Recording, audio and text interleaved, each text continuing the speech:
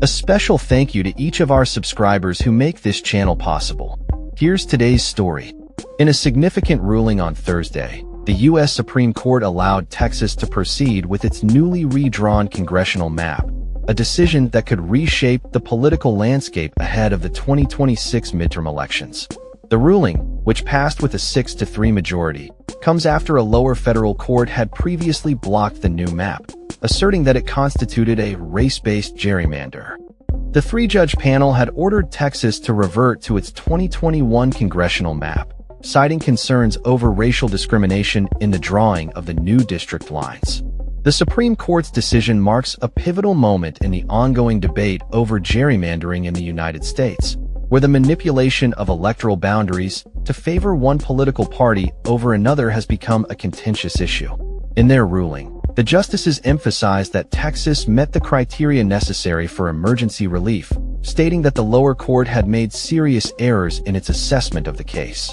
Liberal Justice Elena Kagan, who dissented alongside Justices Sonia Sotomayor and Ketanji Brown Jackson, expressed her frustration over the court's decision. Kagan argued that the district court had conducted a thorough investigation into the allegations of racial gerrymandering and had concluded that Texas's new map was indeed discriminatory. She lamented that the Supreme Court's order undermined the efforts of the lower court, which had aimed to ensure fair representation for all Texas voters. The controversy surrounding the Texas map escalated after the state legislature approved the new boundaries in August, following a prolonged standoff with Democratic lawmakers who attempted to stall the process. The new map is designed to create up to 5 additional Republican-leaning congressional seats, a move that has been criticized by Democrats as an attempt to entrench partisan advantage. In response to Texas's actions, California has also moved to redraw its congressional map, eliminating 5 Republican seats in what many see as a direct countermeasure. The Justice Department has since filed a lawsuit against California, alleging that its new map is similarly unconstitutional due to its race-based implications. The implications of the Supreme Court's ruling extend beyond Texas, as it sets a precedent for how states can approach redistricting in the future. The ruling is seen as a victory for the Republican Party, particularly as they face the challenge of maintaining their narrow majority in Congress during the upcoming midterm elections. Former President Donald Trump had previously filed a brief in support of Texas's case, indicating the political stakes involved in the decision. As the political landscape continues to shift, the fallout from this ruling is likely to reverberate across the nation.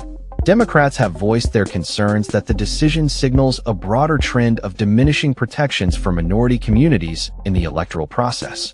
Jean Wu, the leader of the Democrats in the Texas State House, condemned the ruling, asserting that it represents a failure to uphold the principles of democracy and protect the rights of all voters.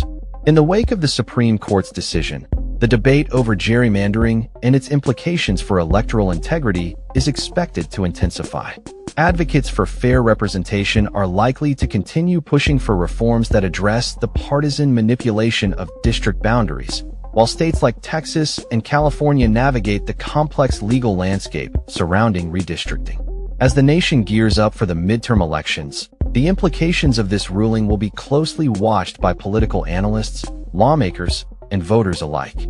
With the stakes higher than ever, the conversation surrounding gerrymandering and its impact on democracy is far from over.